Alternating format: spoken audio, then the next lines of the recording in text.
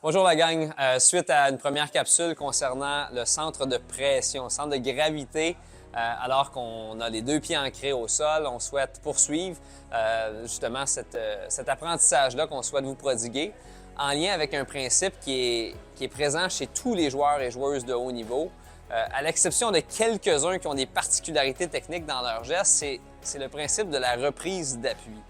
Donc, comme on vous l'a dit dans la capsule précédente, on a au sol, chez les meilleurs au monde, un équilibre absolu entre le pied arrière et le pied avant, ainsi que la répartition d'orteils à talons.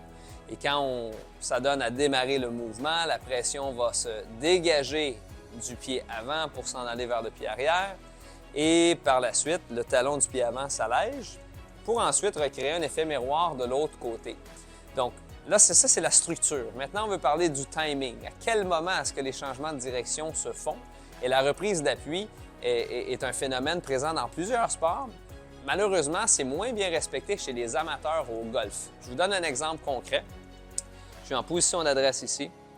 Je démarre mon geste. La pression augmente donc sous mon pied arrière. Et les amateurs vont progresser lors de leur élan arrière. Et au moment où le bâton se stabilise et que la rotation se complète, c'est à ce moment-là, dans la plupart des cas, qu'on va voir la valeur sous le pied arrière être à son maximum. Ça peut vous sembler logique, mais ce n'est pas ce que les meilleurs joueurs et joueuses au monde vont faire. Au contraire, ce qu'ils vont faire, c'est qu'ils vont maximiser la pression sous le pied arrière de façon beaucoup plus hâtive. Entre le moment où la tige elle est parallèle au sol et que le bras de la cible est parallèle au sol. Et par la suite, lorsque le bâton se stabilise, il y a déjà une petite randonnée côté cible qui se fait, qui vient permettre aux deux pieds d'avoir une valeur équivalente ou presque de 50-50 au moment où le bâton est au sommet de l'élan arrière. Et ça, c'est une reprise d'appui. C'est présent au tennis, donc quand la balle arrive vers un joueur, il y a une prise d'appui sous la jambe arrière. Il y a un momentum créé vers la jambe avant et par le temps que la raquette fait contact avec la balle, la pression elle est principalement dans la jambe de la cible.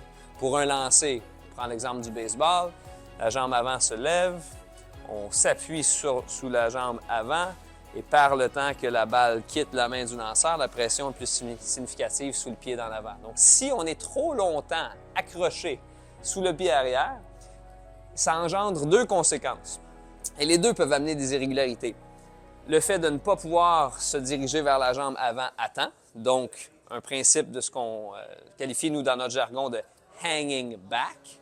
Et l'autre qui est de se propulser très, très sévèrement vers la jambe avant, ce qui fait en sorte que c'est difficile de venir s'appuyer sous la jambe avant d'une manière stable et de générer des forces qui vont aider à aligner les axes. Donc, dans les deux cas, il y a des problématiques. Pour se familiariser au principe de la reprise d'appui, je fais usage aujourd'hui d'une petite planche au sol, malgré que vous n'avez pas besoin de ça à la maison, mais si vous voulez recréer un peu de relief, vous pouvez le faire avec des éponges de vaisselle sous vos pieds. Pas besoin d'être à des endroits spécifiques sous les pieds, simplement pour être en mesure de ressentir où la pression se trouve et à quel moment. Donc, pour les besoins de la cause, comme je vous le mentionne, j'embarque sur la petite planche. Il y a une penture en plein centre. Donc, on va quitter le monde du golf pour quelques minutes pour vraiment juste illustrer le principe.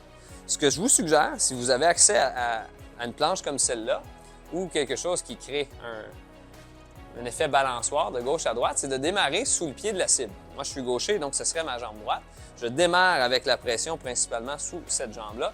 Je place mes bras en croix. Le premier objectif, c'est de changer de direction. Donc, je m'en vais vers ma gauche. Et là, je viens de faire pencher la planche côté jambe arrière pour moi qui est un golfeur gaucher. Ça, c'est la première étape. Je reviens sous le pied droit et là, je vais engendrer de la rotation. Donc, je m'appuie et je commence à tourner.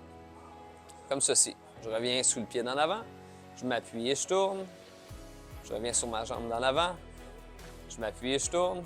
Et là, lorsque je vais compléter ma rotation, une valeur raisonnable serait d'amener le corps à tourner, le haut du corps, à 90 degrés. Chaque personne a une prédisposition physique qui, lui, est propre. Donc, il y en a qui vont tourner plus, d'autres vont tourner moins.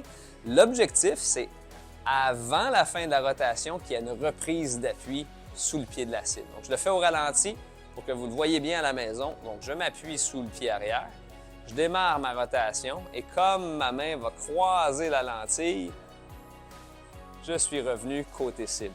Je le refais une autre fois. Je pars sous le pied droit, je m'appuie à gauche, je commence ma rotation. Et lorsque ma main rencontre la lentille, je suis revenu sous le pied avant. C'est un petit peu comme quelqu'un qui apprend à jouer de la batterie et qui vient qu'à tenir un rythme avec les baguettes et soudainement, on ajoute la caisse claire, c'est-à-dire de suivre le même rythme avec l'ajout des pieds. Ça demande de la pratique, donc les mois hivernaux sont idéaux pour être capable de vous familiariser avec ces principes-là. Et là, on veut les convertir dans votre élan de golf. Donc, je prends la même planche, je me place avec ma flexion qui provient de mon bassin, je favorise encore une fois la jambe de la cible et je place mes bras, les mains croisées sur mes épaules. Je change de jambe, première étape. Ensuite, je démarre ma rotation et lorsque mon épaule avant croise la lentille, je suis revenu sous le pied de la cible.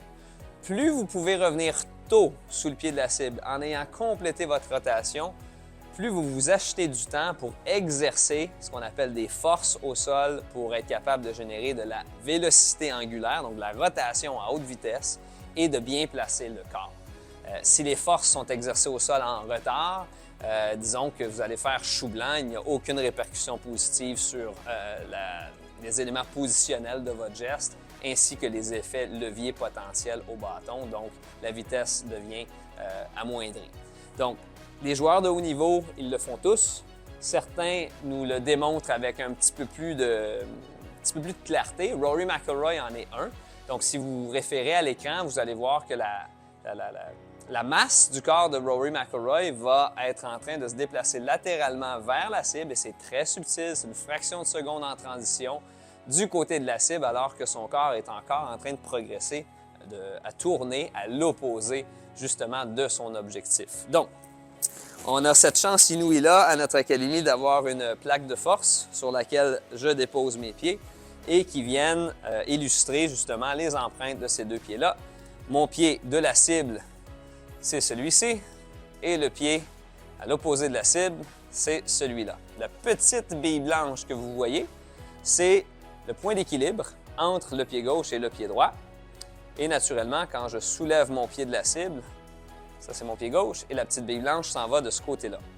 Donc, à notre académie, on va travailler de cette façon-ci, par progression. Les gens vont lever leurs yeux vers le téléviseur et vont pouvoir valider que leur ressenti mène à la résultante souhaitée. Donc, si je démarre mon geste, j'ai déjà mentionné que la pression va augmenter sous le pied avant, qui va agir comme initiateur, un trigger qu'on dit en anglais. Et en poussant avec ma jambe droite, je vais pouvoir m'en dégager et amener le petit point blanc vers ma jambe arrière, qui pour moi est ma jambe gauche. Donc, ce que je voudrais, c'est voir, ou ressentir plutôt que mon corps tourne et que comme la petite bille blanche s'en va vers mon pied arrière, qu'elle retourne vers le centre alors que je complète ma rotation. Donc, je le fais une autre fois. Je m'appuie sous mon pied arrière. J'exerce ma rotation, puis avant même de compléter ma rotation, pouf, la petite bille blanche progresse vers la jambe de la cible. C'est une reprise d'appui, c'est un contre-mouvement, ça aide à améliorer votre technique, mais si vous avez cet élément-là en tête en pleine saison active, lors de votre préparation à une ronde ou lorsque justement le résultat prévaut davantage, disons qu'il devient très difficile à gérer cet élément-là. Donc, on vous suggère de mettre ces éléments-là à profit en hiver, alors qu'on a un peu plus la tête au changement des mouvements qu'on produit. Donc, il faut l'apprendre à la base avec justement une mentalité qui est non-golf et ensuite l'intégrer à votre élan. Donc, si vous avez des questions, n'hésitez pas. C'est un peu nouveau au Québec, la science de la cinétique, mais sachez que ça amène de grandes valeurs ajoutées au rendement de nos élèves.